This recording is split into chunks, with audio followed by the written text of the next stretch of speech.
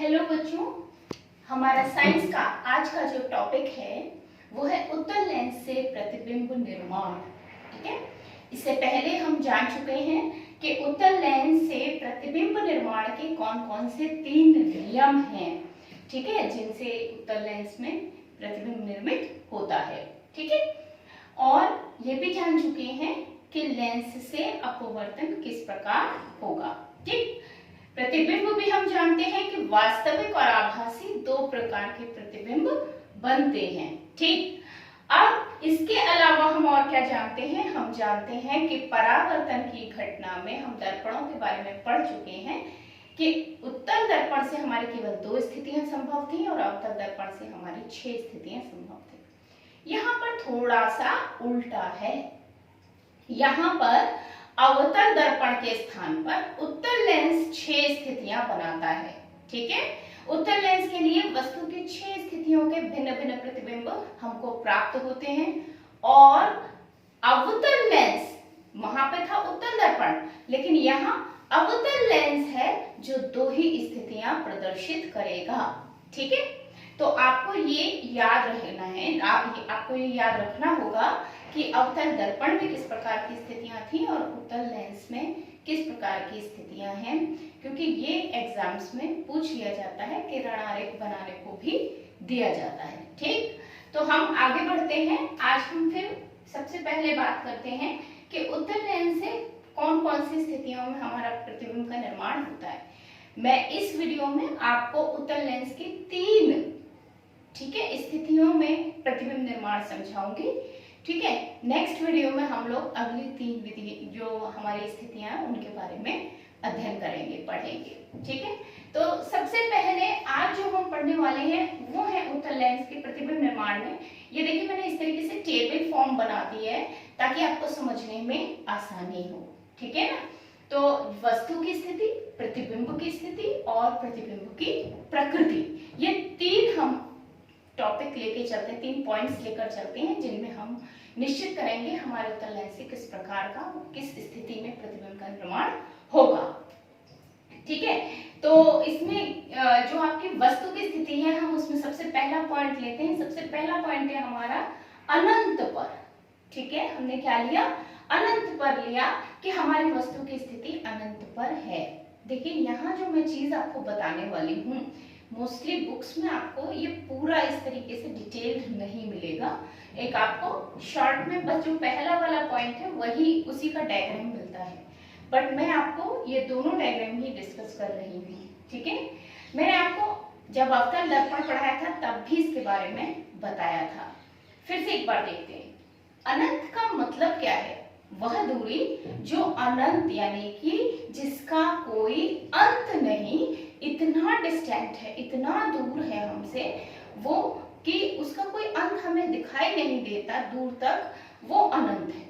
ठीक है, अनंत दूरी से जो आने वाला प्रकाश है वो चाहे कितना भी वक्र क्यों ना हो, वो हमें, क्योंकि वो बहुत दूर से आ रहा है, तो हमें वो एक सीधा समांतर प्रकाश दिखाई देता है। ठीक है, सामान्यतः एक जो मोमबत्ती है या कैंडल है, उसकी जो लौ होती है, ठीक है ना, उससे जो प्रकाश निकलता है वो कैसा होता है? ऐसे सर्कुलर होता है। ठीक है, ऐसे सर्कुलर वे में होता है ना, ऐसे करके निकलेगा, तो एक सर्कल सा कंप्लीट कर रहा होता है। बट लेकिन जब यही प्रकाश बहुत डिस्टेंट आ रहा है, मान लीजिए किसी तारे से आ रहा है, तो तारे से आ तो प्रकाश वो गोलाई में ही रहा होगा, बट जब वो इतना दूर से आता है तो दूर दूर चलते चलते उसकी गोलाई कहीं खत्म हो जाती है और वो सीधा प्रकाश दिखाई देने लगता है। उसकी प्रकाश किरण हमें कैसी लगने लगती है? सीधी लगने लगती है। तो ये बात हमेशा ध्यान रखिए कि हमारे उत्तल लेंस हो, चाहे कोई भी लेंस हो या दर्पण हो, अगर बात अनंत से आने वाली प्रकाश किरणों की जाएगी तो अनंत से आने वाली प्रकाश किरणें हमेशा आपस में समांतर होती हैं। ठीक है, अनंत से आने वाली प्रकाश किरणें क्या होती हैं? हमेशा आपस में समांतर होती हैं।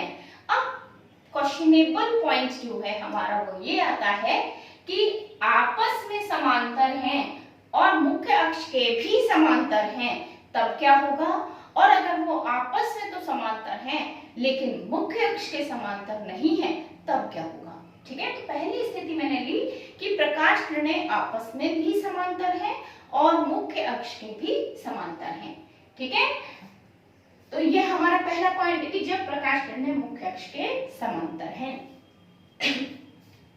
तो यहाँ आपकी मुख्य अक्ष ये आपको दिखाई दे रही है, ये मैंने पहले से डायग्राम ड्रॉ कर रखा है।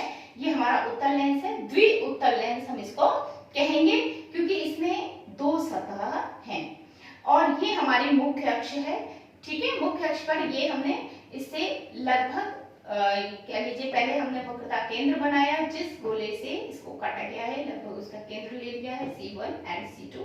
दो वक्रता केंद्र हैं और दो हमारी फोकस बिंदु हैं। ठीक है, अब हमारी प्रकाश किरण कैसी आ रही है? मुख्य अक्ष के समांतर आ रही है।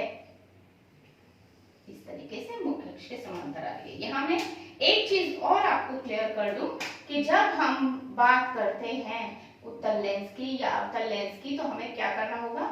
हमें इसका बीच में से एक पार्ट कट करके बीच का एक प्रकाशिक केंद्र भी लेना होगा। That is very important. हमें इस प्रकाशिक केंद्र का भी ध्यान रखना है क्योंकि ये हमें प्रकाश किरणों को आधा मोड़ने के लिए डिसाइड करेगा कि हमारी प्रकाश किरण कहाँ से मुड़ जाएगी। वैसे अंदर हाफ तक दीप करती है, बट आप इसको यहीं तक दिखा करके आगे बढ़ा सकते हो। ठीक है, तो आप अपना यहाँ से दिखाइए। तो हमारी प्रकाश किरण है, दो प्रकाश किरणें हमारी आ रही हैं। पहली प्रकाश किरण कैसे गई?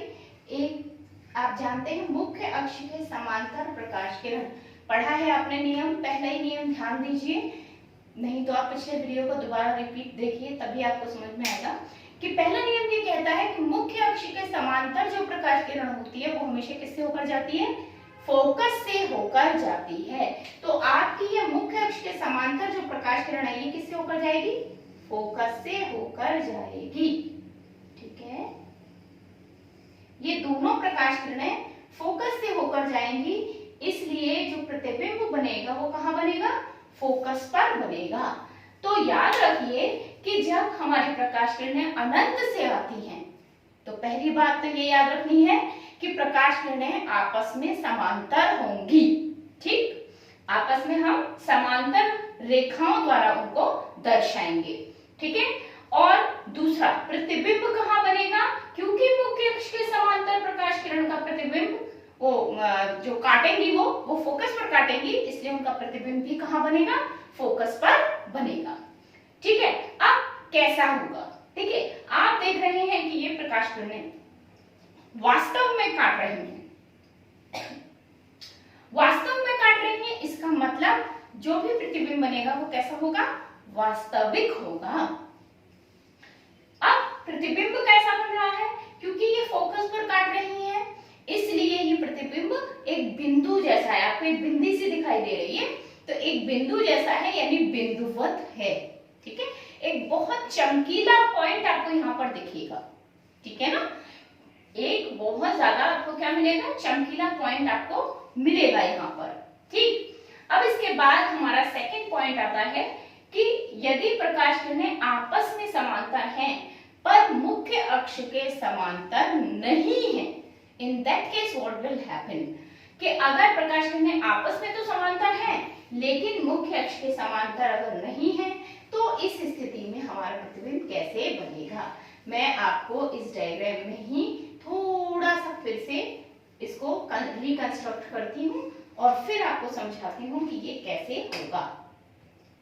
ठीक है, ये हमने अपना उत्तल लेंस फिर से ड्रॉ कर लिया है, ये हमने इसका प्रकाशिक केंद्र ड्रॉ कर लिया और ये हमने अपनी मुख्य अक्ष को फिर से ड्रॉ कर लिया और यहाँ पर फोकस अपना फिर से बना लिया। ठीक है, अब बात करते हैं कि अगर हमारी प्रकाश किरणें आपस में समांतर हैं बट मुख्य अक्ष के समांतर नहीं, तो ऐसी स्थिति में क्या होगा? ऐसी स्थिति में देखिए मैंने ये प्रकाश किरण ली है। ठीक है, ये दो मैं प्रकाश किरणें ले रही हूँ जो मुख्य अक्ष के समांतर नहीं है। देख रहे हैं ना, मुख्य अक्ष के समांतर नहीं है, मुख्य अक्ष से तो कुछ दूरी दिखाई दे रही है लेकिन आपस में ये समांतर हैं। ठीक है, तो ये जो प्रकाश किरणें हैं ये जब यहाँ से जाएंगी, अपवर्तित होंगी, तो ये फोकस पर बिंदु के रूप में ना होकर के ये फोकस पर ही कुछ इस तरीके से, ठीक है, इस तरीके से आपकी काटेंगी। देखिए बेटा, ये जो फोकस है, अगर मैं इस बिंदु की बात कर रही हूं तो ये फोकस का बिंदु जो है ये हमारा इस तरीके से आगे तक ऐसे लेते चले जाइए, तो ये आपको जो दिखाई दे रहा है इसे हम फोकस तल कहते हैं।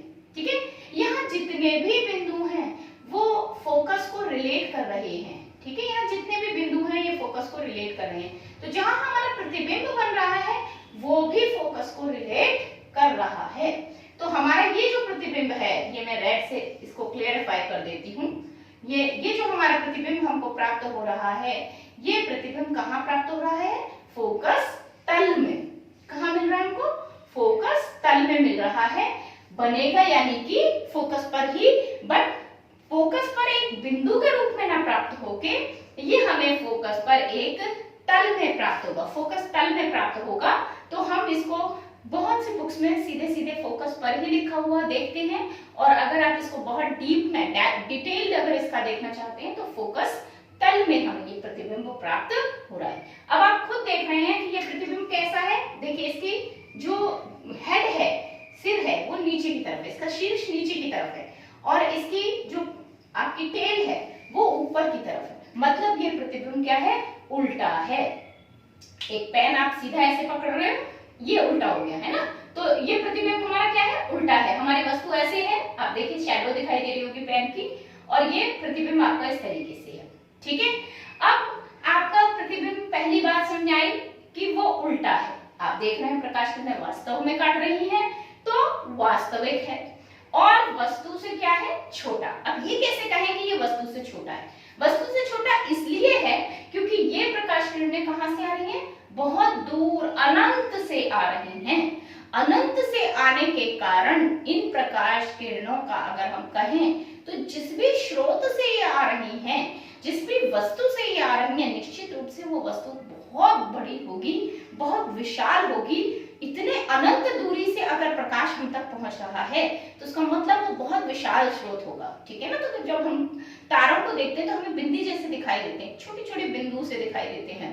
ठीक है, तो आप सोचिए वो कितना डिस्टेंट है हमसे, हमसे कितने लाखों प्रकाश वर्ष की डिस्टेंस उनकी है हमसे, और इतनी डिस्टेंस पे करोड़ों अरबों आपके किलोमीटर्स में जाकर, खरबों किलोमीटर्स में आपकी डिस्टेंस है उनकी, तो इतनी दूरी से वो प्रकाश आप तक पहुंचा रही हैं, तो वाकई में आकार बहुत विशाल होगा, बस वो हमें दिख बिंदु जैसे रहे। ठीक है, तो वस्तु की तुलना में जो प्रतिबिंब हमको मिलेगा निश्चित रूप से कैसा होगा? छोटा होगा। ठीक है, तो हमारा ये हो गया अनंत से आने वाली प्रकाश किरणें किस प्रकार प्रतिबिंब का निर्माण करती हैं। अब हम फिर से बात करते हैं, इसमें मैं फिर से थोड़ा सा रिकंस्ट्रक्शन करूंगी, और अब हम जो बात करेंगे वो हम अपनी नेक्स्ट पॉइंट की बात करेंगे। नेक्स्ट पॉइंट मैं अभी यहाँ पे रिकंस्ट्रक्ट कर ले रही हूँ अपना। ठीक है, तो मैंने यहाँ लिया अपना, ये यहाँ से हमारा गया और ये हमारा, तो मैं ऐसे एक ही डायग्राम में दिखा रही हूँ बिकॉज मेरे पास तो बोर्ड है ना बेटा, एक ही बोर्ड है, इसलिए मैं इसमें क्लियर करती जा रही हूँ बार बार। लेकिन आप कॉपी में इनको डिफरेंटली अलग अलग बनाएंगे, एक साथ नहीं, एक ही पेज पे आपका हौच पौच हो जाएगा सारा। एक डायग्राम में एक पिक को दिखाइए, एक किरण आरेख को आप एक डायग्राम में दिखाइए। ठीक है ना, एक बनाइए अलग अलग। ठीक है, अब हम बात कर रहे हैं सेकंड वस्तु की जो स्थिति हमारी है कि वक्रता केंद्र और अनंत के बीच में अगर हमारी वस्तु है, वक्रता केंद्र और अनंत, देखिए यहाँ हमारा वक्रता केंद्र, इसके बाहर जितनी भी डिस्टेंस हम देख रहे हैं वो सब हमारी अनंत ही है। ठीक है, उसको हम इस पॉइंट को हम ऐसे भी कह देते हैं वक्रता केंद्र के बाहर, और वक्रता केंद्र को क्योंकि हम 2f भी कहते हैं, ठीक है, तो इसको 2f के बाहर भी कहा जा सकता है। ठीक है, इसको 2f के बाहर भी कहा जा सकता है, ऐसे इस पॉइंट में 2f पर। ठीक है, क्योंकि मैंने आपको पहले ही बताया था कि हमारी जो वक्रता त्रिज्या है, ठीक है, वो हमेशा क्या होती है? फोकस दूरी की दुगनी होती है। ठीक है।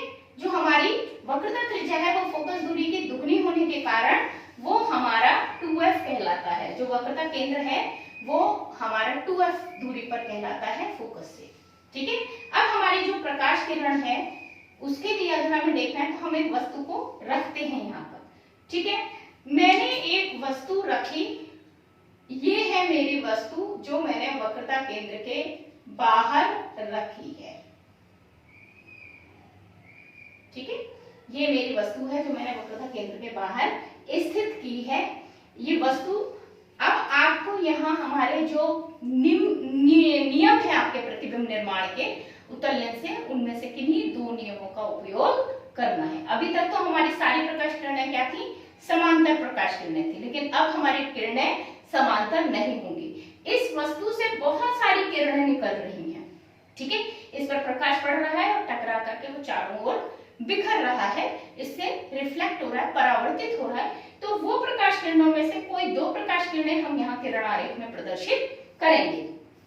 हमने पहली प्रकाश किरण, सबसे इजीएस्ट प्रकाश किरण ले ली, जिसे हम कहते हैं मुख्य अक्ष के समांतर। तो हमने प्रकाश किरण ली मुख्य अक्ष के समांतर, ये हमारी प्रकाश किरण चली है मुख्य अक्ष के समांतर, ठीक है। और मुख्य अक्ष के समांतर प्रकाश किरण किससे होकर जाती है?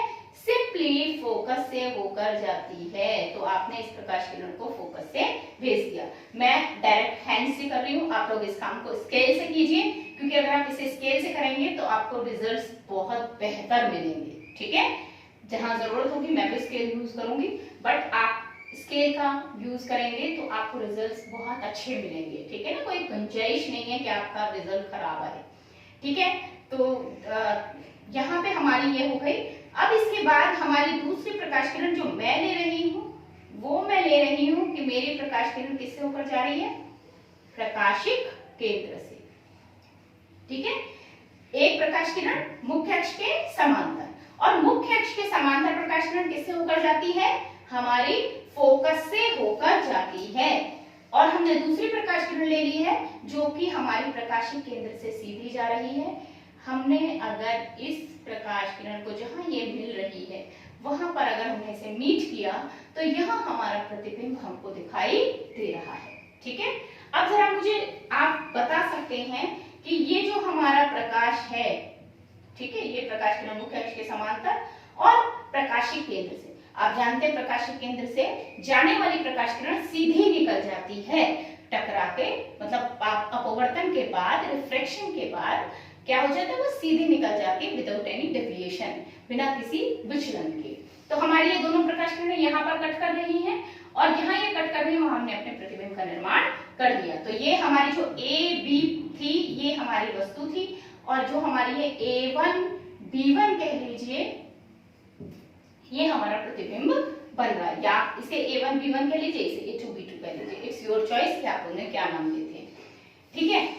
तो हम कहां पर प्रतिबिंब की स्थिति है? वक्रता केंद्र और फोकस के बीच में, ठीक है। तो प्रतिबिंब की स्थिति कहां है? ये है आपका वक्रता केंद्र, ये है आपका फोकस। तो फोकस और वक्रता केंद्र के बीच में आपके प्रतिबिंब की स्थिति है। और प्रकृति कैसी है प्रतिबिंब की? प्रतिबिंब किस प्रकार का है? वास्तविक है, क्योंकि ये प्रकाश किरणें आपस में काट रही हैं। उल्टा है, उल्टा क्यों है? क्योंकि ये वास्तविक प्रतिबिंब है और वास्तविक प्रतिबिंब उल्टे ही होते हैं। आपको दिख रहा है इसका हेड नीचे है और इसका टेल ऊपर है, ठीक है, और वस्तु से छोटा है। आप खुद देख रहे हैं कि यहाँ वस्तु की लंबाई में और इसकी लंबाई में आपको अंतर दिखाई दे रहा है कि ये वस्तु से क्या है? छोटा है, ठीक है। तो यहाँ ये पॉइंट भी क्लियर हो गया आपका कि अगर वस्तु हमारे वक्रता केंद्र और अनंत के बीच में है, या कह लीजिए 2f के बाहर है, वक्रता केंद्र के बाहर है, तो प्रतिबिंब किस प्रकार बनेगा। अब हम अपनी तीसरी, ठीक है, स्थिति की बात करते हैं। हमारी तीसरी स्थिति की हम लोग बात कर रहे हैं। तीसरी स्थिति आपकी कौन सी है? बिल्कुल वक्रता केंद्र पर। अगर हमारी वस्तु जो है वो वक्रता केंद्र पर स्थित है तो हमारा प्रतिबिंब किस प्रकार बनेगा। यहाँ मैंने अपना ये सारा डिलीट मारा और अब मैं इसको रिकंस्ट्रक्ट किए दे रही हूँ ताकि हम अपने डायग्राम को क्लियरिफाई कर सकें, बिल्कुल क्लियर समझ सकें, ठीक है। तो ये मेरा हो गया, यहाँ से मैंने फिर ड्रॉ की अपनी लाइन मुख्य अक्ष, ठीक है, प्रिंसिपल एक्सिस हमारी बन गई। ये मेरा वक्रता केंद्र है और ये मेरा ये वाला जो डायग्राम है इसमें ज्यादा आपको विशेष ध्यान रखना होता है, क्योंकि आपको ना कोई भी डायग्राम है, वैसे तो सभी में आपको विशेष इस बात का ध्यान रखना है कि आपकी जितनी भी लाइंस हैं वो लगभग सीधी हों, ठीक है, क्योंकि थोड़ा सा भी अगर टेढ़ी होगी लाइन तो डायग्राम परफेक्ट नहीं आएगा, ठीक है ना। तो डायग्राम आपका परफेक्ट आए इसके लिए बहुत जरूरी है कि आप बिल्कुल परफेक्टली उसको ड्रॉ करें, ठीक है। अब हम नेक्स्ट बात करते हैं, हमने अपनी वस्तु कहाँ रखी है, वक्रता केंद्र। अब की बार हमारी वस्तु वक्रता केंद्र पर स्थित है, ठीक है। तो हमने अपनी वस्तु को कहाँ रख दिया है, वक्रता केंद्र पर रख दिया है। बिल्कुल वही दो मैं नियमों का पालन करूंगी। एक, मुख्य अक्ष के समांतर अगर हमारी प्रकाश किरण जा रही है, तो देखिए मैंने ये मुख्य अक्ष के समांतर प्रकाश किरण भेजी है, ये है मेरी मुख्य अक्ष के समांतर प्रकाश किरण, और इसे किससे होकर जाना चाहिए, इसे फोकस से होकर जाना चाहिए, ठीक है, ठीक है, बात समझ आ गई। इसे हम किससे दिखाएंगे, फोकस से होकर हमारी ये प्रकाश किरण जा रही है। नेक्स्ट हमारी प्रकाश किरण हम कहां से लेंगे, हम अपने प्रकाशिक केंद्र से लेंगे। हमने एक और प्रकाशिक केंद्र से अपनी प्रकाश किरण गुजारी और ये गई सीधी सीधी सीधी सीधी सीधी सीधी और यहाँ पे हमारा प्रतिबिंब बन गया, ठीक है। ये हमारा प्रतिबिंब का निर्माण हुआ है। अब आप देख रहे हैं कि यो प्रतिबिंब आपका बना है, ठीक है।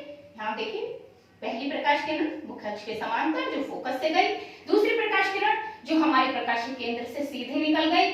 दोनों प्रकाश किरणें जहां काटती हैं वहां हमने प्रतिबिंब बनाया। तो प्रतिबिंब कहां बना है, कहां मिल रहा है आपको, C2 पर। C2 यानी वक्रता केंद्र, दूसरा जो वक्रता केंद्र, पहले वक्रता केंद्र पर वस्तु और दूसरे वक्रता केंद्र पर हमको प्रतिबिंब प्राप्त हो गया। तो वक्रता केंद्र पर हमको प्रतिबिंब प्राप्त होगा, ठीक है। 2F पर अगर हमारी वस्तु है तो हमारा प्रतिबिंब भी 2F पर मिलेगा। बस ये है कि हम वस्तु रखेंगे 1 पर, वक्रता केंद्र नंबर 1, और हमें प्रतिबिंब मिलेगा वक्रता केंद्र नंबर 2 पर, ठीक है। और कैसा प्रतिबिंब है, फिर से देखिए वास्तविक है क्योंकि किरणें वास्तव में काट रही हैं, ठीक है। फिर उल्टा है, उल्टा आपको दिख रहा है कि हेड नीचे है, टेल ऊपर है। ऑलवेज रिमेंबर, पहले भी मैंने बताया था कि जितने भी वास्तविक प्रतिबिंब है वो उल्टे ही होते हैं, प्रकृति उनकी उल्टी ही होती है, ठीक है। और आप देखिए साइज दोनों का बराबर है, वस्तु के बराबर ही हमको ये प्रतिबिंब प्राप्त होता है, ठीक है। तो ये हमारी 3 स्थितियां हमने आज पढ़ी हैं उत्तल लेंस से प्रतिबिंब निर्माण की।